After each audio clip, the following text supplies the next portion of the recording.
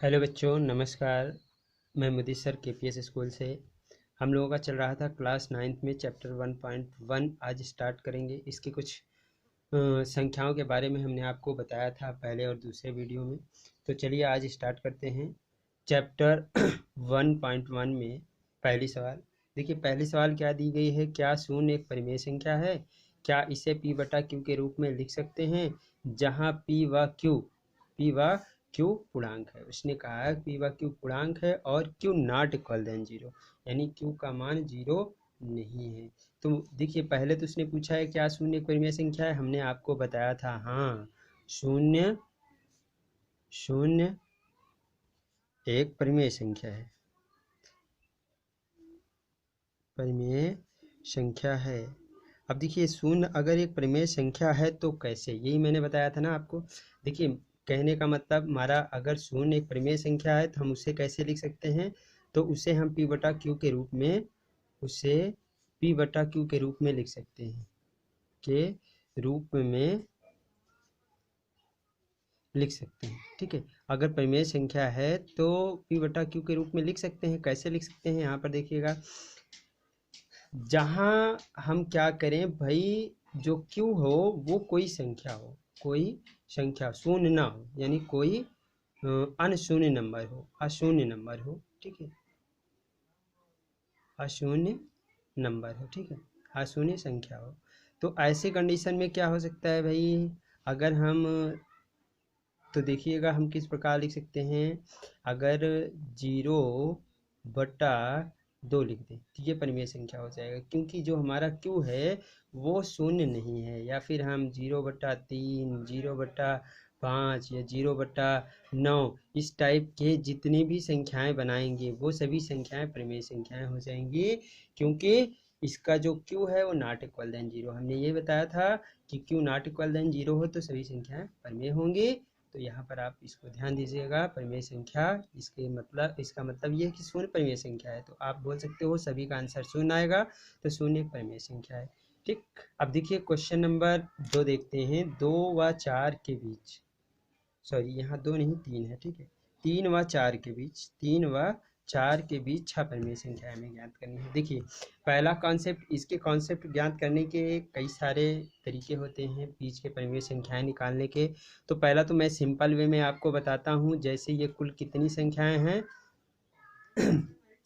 3 और 4 के बीच में, यहाँ पर संख्या कितनी हुई 2। तो ये बात याद रखिए, ये जो योग होता है, इसी योग को हम कर लेते हैं। जैसे समझ लीजिए 4 3 7, और 7/7 में अगर इन दोनों को गुणा कर दें तो हम 6 परिमेय संख्या निकाल सकते हैं। कैसे निकालें हम, फिर से आपको बताया, हमने छोटा कॉन्सेप्ट बताया, इन दोनों को योग किया, 4 3 7 और 7/7 जिसका रिजल्ट सेम एक हो। तो यहाँ पर देख लीजिए, जैसे मैं 3 और हमें 4 के बीच परिमेय संख्या निकालनी है, 3 और 4 के बीच परिमेय संख्या निकालनी है, मैंने इससे क्या कर दिया, गुणा कर दिया 7/7 से। ठीक, यानी ये यही चीज़ रह जाएगा। यहाँ पर भी वही किया मैंने, 7/7 से मल्टीप्लाई कर दिया, तो इससे क्या मिलेगा हमको, 7, देखिए 7 तिरिक 21, 21/7, और यहाँ पर मिला 7 चौक 28, 28/7। अभी देखिए कुछ समझ में आया होगा, क्या समझ में आया, 21 का मतलब 7/21 का मतलब 3 ही होता है, 7 तिरिक 21, सेम वही नंबर है, 7 चौक 28 का मतलब 4 ही। अब इन दोनों के बीच में जो परिमेय संख्या होगी वो बिल्कुल ही जी, 21 के बाद 22 आएगा, 22 के बाद 23 आएगा, 23 के बाद 24 आएगा, फिर 25 आएगा, फिर 26 आएगा, और फिर 27 आएगा। यहाँ पर देखिए सबके बटे 7 करते हैं, सबके बटे 7।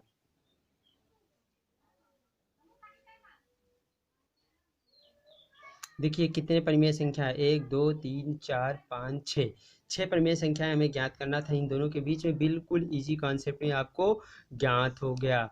अगर ऐसे करते हो तो ठीक है, नहीं तो अगला जो कॉन्सेप्ट होता है, दूसरा तरीका, हम लोगों का दूसरा तरीका ये होता है कि हम पहले करते हैं पहली संख्या प्लस दूसरी संख्या। यहाँ पर देखिएगा, दूसरा, ये टाइप 1 था हमारा, ये टाइप 1 था। ठीक है, दूसरी टाइप का जो होता है टाइप 2, टाइप 2 में देख लीजिएगा, टाइप 2 में हमें क्या करना होता है टाइप 2 का जो सूत्र होता है बीच की संख्या का, बीच की संख्या का सूत्र, बीच के परिमेय संख्या का सूत्र। ठीक है, संख्या। तो बीच की परिमेय संख्या देखिए हम कैसे निकालेंगे, बिल्कुल इजी कॉन्सेप्ट में। पहली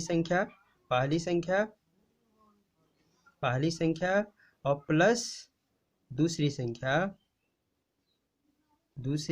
संख्या बटे 2 होता है। ठीक, अब देखिए आप कुछ डाउट होगा तो यहाँ पर देख लीजिएगा। अब हम क्या निकालेंगे, पहली संख्या हमारा 3, दूसरी संख्या 4, तो 4 3 7/2 हो जाएगा, बिल्कुल इजी। ठीक है, 7/2। अब हम निकालेंगे क्या, यहाँ पर देख लीजिएगा, हमें 3 और 4 के बीच निकालना है। तो हम ऐसे निकाल सकते हैं, 3 से बड़ा कौन, 7/2 और 7/2 से बड़ा 4। अब इन दोनों के बीच में हमें संख्या निकालनी है। देखिए इसमें आंसर दूसरे टाइप का आएगा, लेकिन हम बीच की संख्याएं, देखिए किसी भी संख्या के बीच में बीच की संख्याएं अनंत होती हैं, बहुत सारी होती हैं। आप जितने निकालोगे उतनी संख्याएं निकलेंगी। ठीक है, तो मैं सिर्फ आपको ये बता रहा हूँ 3 और 7/2 के बीच की पहली संख्या 3 और 7/2। ठीक है, 7/2 के बीच, देखिए एक कॉन्सेप्ट में बता रहा हूँ, आपको बार बार हल करना है। तो यहाँ पर क्या हो जाएगा, 1/2, यहाँ पर 3 प्लस, देखिएगा 3 और प्लस हो जाएगा 7/2। ठीक, अब इसके थ्रू आप क्या निकाल सकते हो, बीच की संख्या निकल जाएगी। 3 दूनी 6, 7 6 13, 13/2, 1/2 गुणते 13/2, रिजल्ट आया 13 एकम 13, 13/4। अब ऐसे ही करते हुए आप 1/2 फिर क्या रखोगे, आप हमारा आएगा अगला जो 7 यहाँ पर जैसे मैं 7/2 और क्या हमारे पास था 4 के बीच ना, अब इसके बीच भी निकाल सकते हो। ठीक है, इसी तरह हमें 6 संख्याएं मिल जाएंगी, जहाँ पर देखिए हमारा 1/2 है और हो जाएगा 7/2 प्लस 4।